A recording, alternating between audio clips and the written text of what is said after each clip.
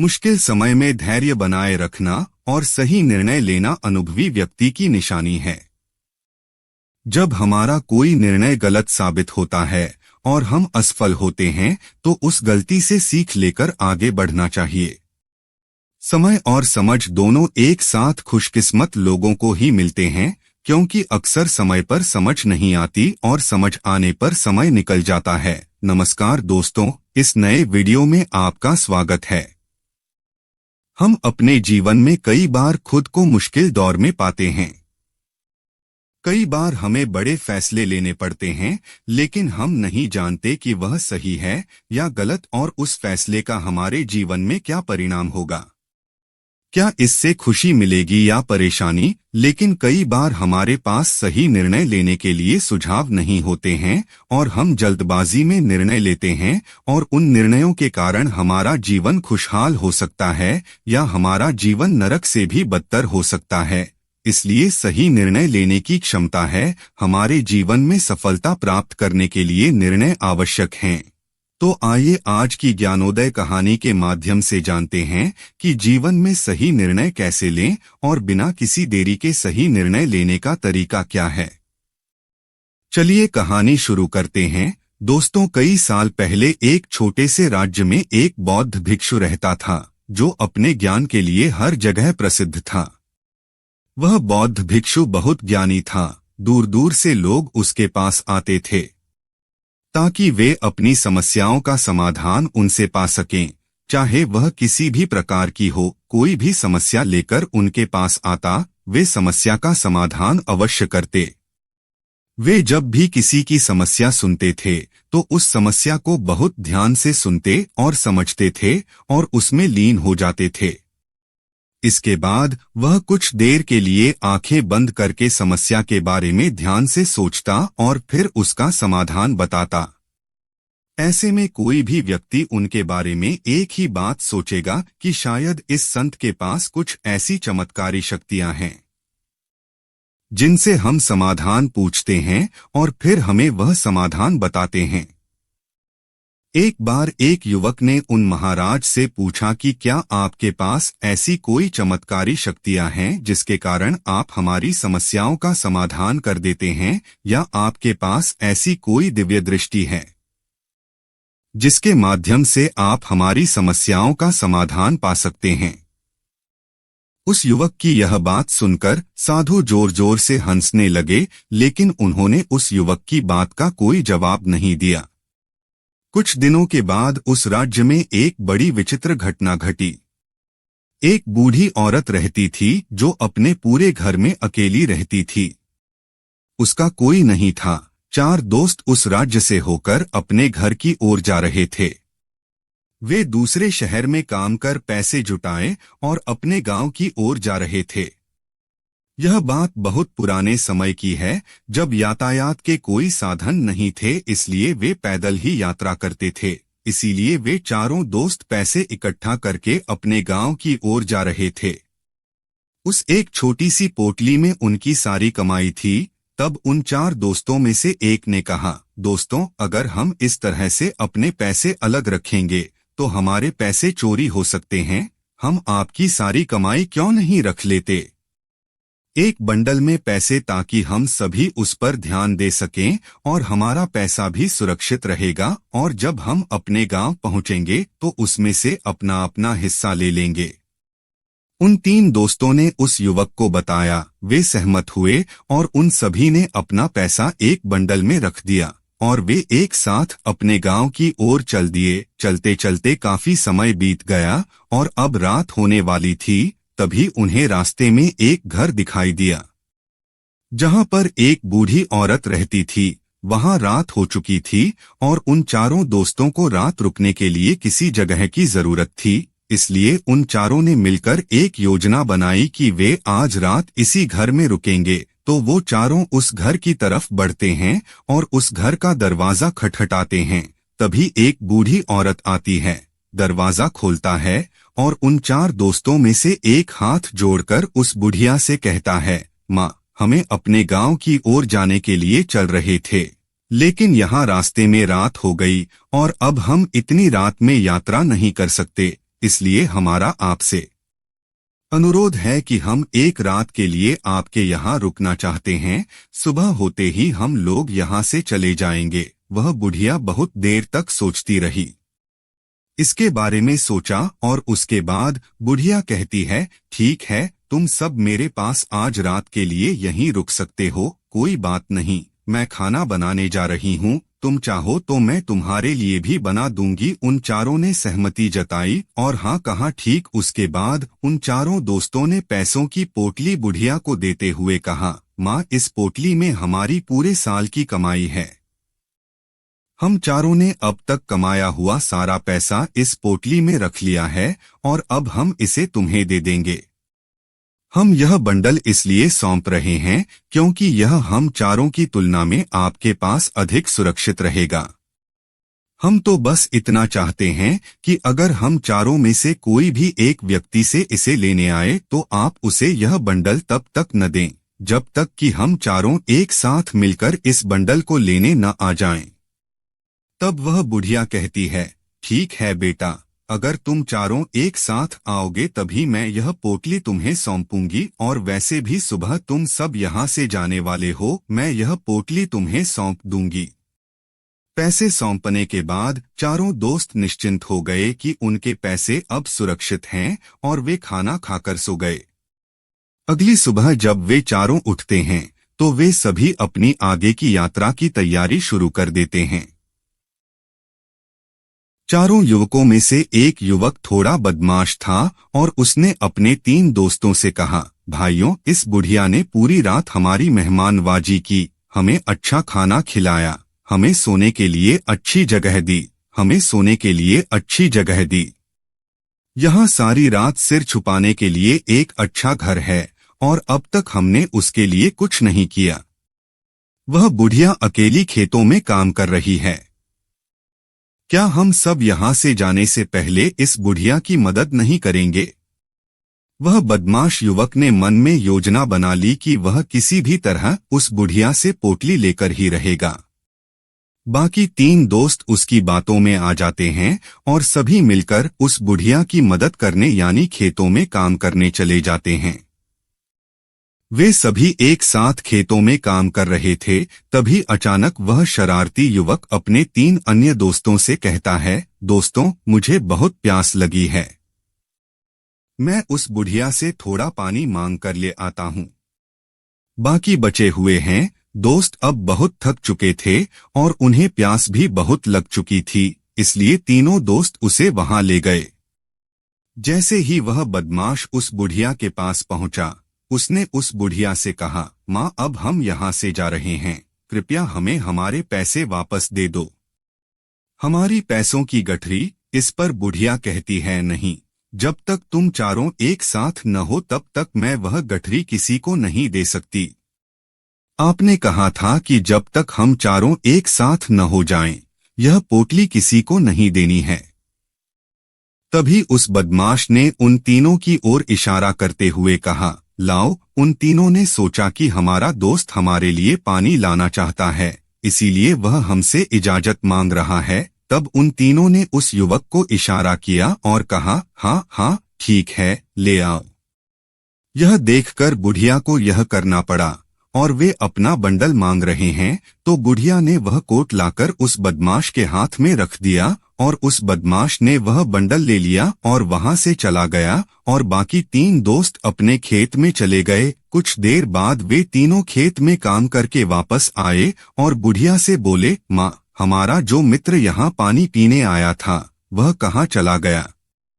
इस पर बुढ़िया पूछती है, क्या वह पानी पीने आया था? लेकिन वह कह रहा था कि हम चारों जा रहे हैं, कृपया हमारी पैसों की गठरी हमें दे दो। तब तीनों को बहुत आश्चर्य हुआ और बुढ़िया से बोले, माँ, हमने कब कहा कि हमने वह गठरी मांगी है? प्यास लगी थी और हमने पानी मांगा।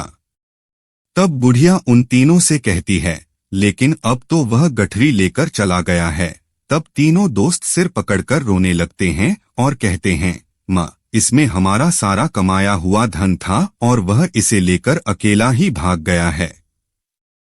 हमने तुमसे कहा था कि जब तक हम चारों एक साथ न आ जाएं, तुम वह गठरी किसी को मत देना। फिर तुमने ऐसा क्यों किया? यह तुम्हारी गलती है। हमने तुम्हें उस बंडल की सुरक्षा के लिए रखा था और तुमने उसे ऐसे किसी को दे दिया। हमने इसे एक ऐसे व्यक्ति के हाथों में दे दिया जिसने हमसे हमारी सारी संपत्ति लूट ली। हम इसे बर्दाश्त नहीं करेंगे। हम राजा के पास जाएंगे और राजा से आपकी शिकायत करेंगे और न्याय की मांग करेंगे। अब इस मामले पर फैसला राजा ही करेंगे। तीनों युवक क्रोधित होकर राज दरबार में पहुंचे। वे जाकर राजा को अपनी सारी समस्या बताते हैं। जब राजा उन तीनों युवकों की बात ध्यान से सुनता है तो तुरंत उस बुढ़िया को राज दरबार में उपस्थित होने का आदेश देता है। राजा के आदेश पर राजा के सैनिक तुरंत बुढ़िया को गिरफ्तार कर लेते हैं। बूढ़ी औरत को राजा के दरबार में पेश किया गया। अदालत ने बुढ़िया को दोषी माना और कहा कि जब तक उसने तुमसे कहा था कि तुम्हें वह बंडल उस अकेले व्यक्ति को नहीं देना चाहिए था, जब तक कि वे चारों मिलकर वह बंडल नहीं लेते। तुम्हें वह धन किसी को तब तक नहीं देना चाहिए जब तक वह उसे लेने न आए।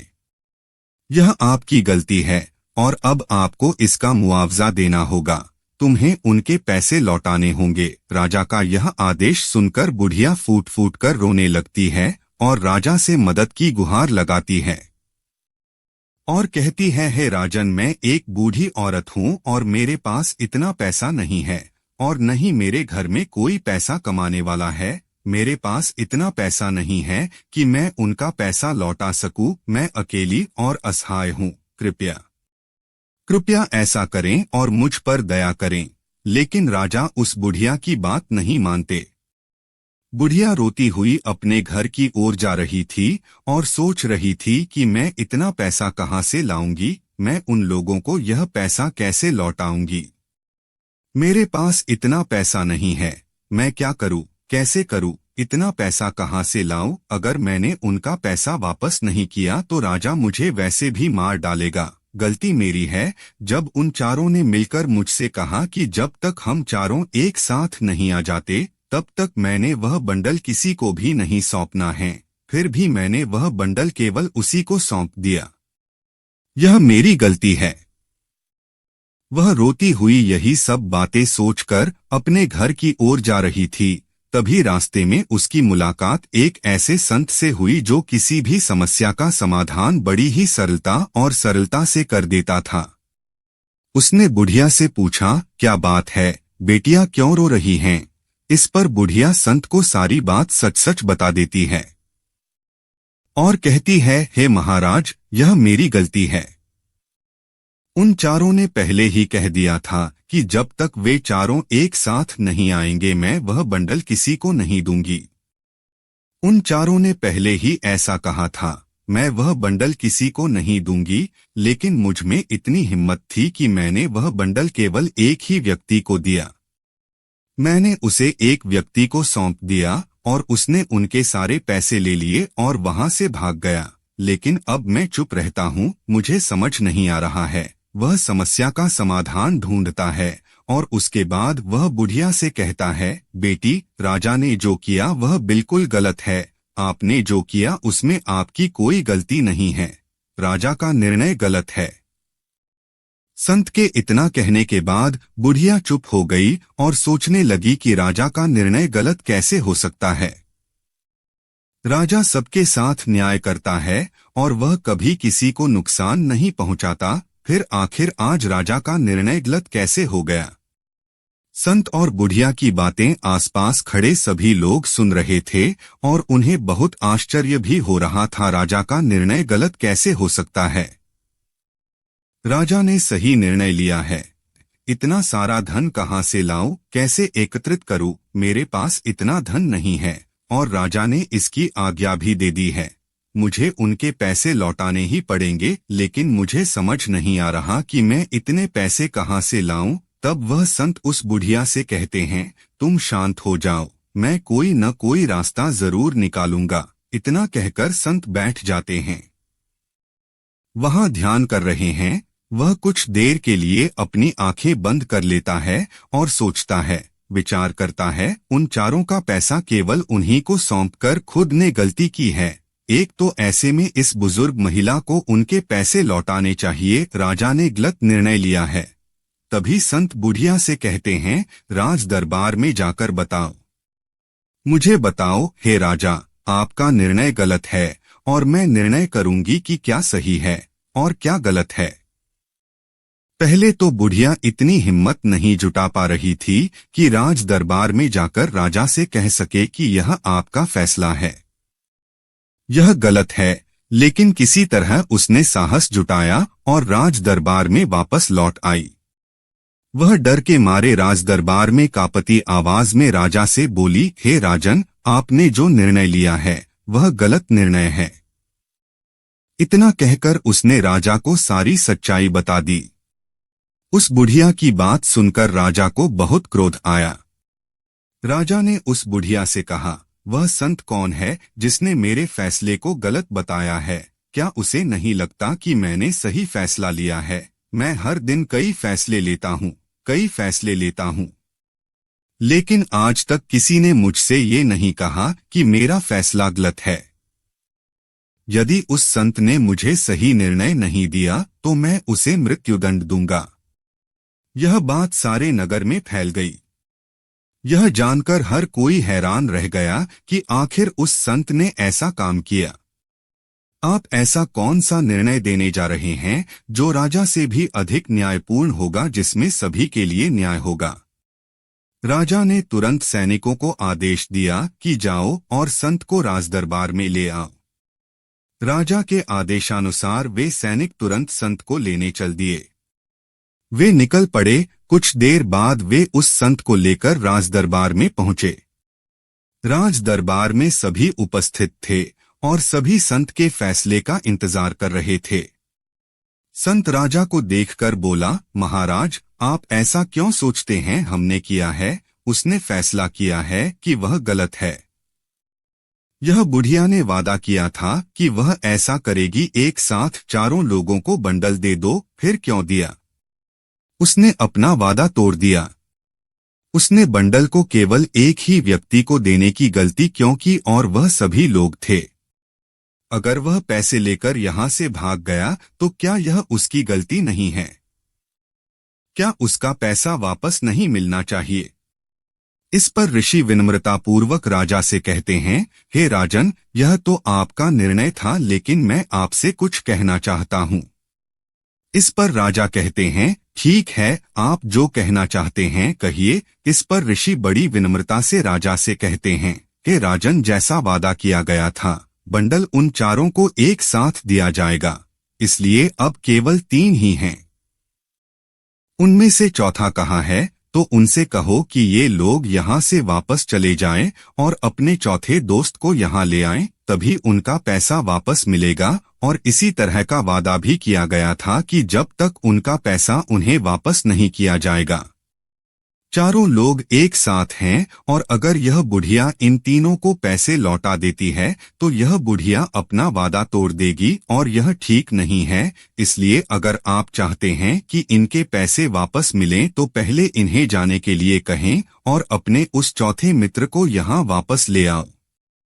यह सुनकर राजदरबार में सभी लोग बहुत प्रसन्न हुए। सभी ने उस संत की बहुत प्रशंसा की। राजा भी उस संत के इस निर्णय से पूरी तरह सहमत हो गए। राजा ने तुरंत उस संत के सामने सिर झुकाया और हाथ जोड़ दिए। वह कहता है, हे राजन, आपका यह निर्णय इतना सही कैसे हो सकता है? मेरे दिमाग में आखिरी बात यह आई कि मैंने इस बारे में ऐसा क्यों नहीं सोचा। तब वह ऋषि राजा से कहते हैं, हे राजन, आपके पास आज और भी काम हैं। आप हर समय व्यस्त रहते हैं और आपको जल्दबाजी में निर्णय लेने पड़ते हैं। आपने बात सुनी और समझी, लेकिन देखने में गलती कर दी। आपने इसे केवल सतही तौर पर देखा। आपने इसकी गहराई में जाने की कोशिश भी नहीं की। अगर आपने मामले की गहराई को समझने की कोशिश की होती, अगर आपने देखा और समझा होता, आप भी इसी नतीजे पर पहुंचे होंगे। जब तक हम किसी मामले की गहराई में नहीं जाते तब तक हम उसका सही समाधान नहीं ढूंढ पाते। तो दोस्तों, आपको यह स्टोरी अच्छी लगी हो तो लाइक जरूर करें।